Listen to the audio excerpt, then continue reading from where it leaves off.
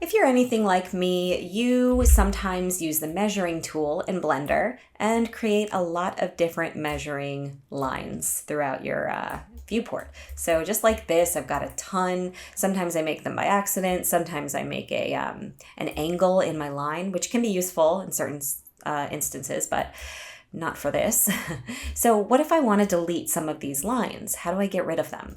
Well, you don't select within the line itself like I was doing. You actually need to select right here on this little end piece. You'll see there's a black horizontal line at the end of each of these measuring sticks, and that's what I need to grab. So if I select that, I see everything highlights in white, and then I can select either delete, or I can select X on my keyboard, and that will get rid of it. So you just have to make sure you're selecting it properly. You can also change the length of it by grabbing the ends, but just like I showed you, that works to delete it. So this is super handy, and of course you need to be in the measuring mode to do this, otherwise you won't even see those measuring sticks. So not a big deal, but that's how you do it. I hope this helped you guys.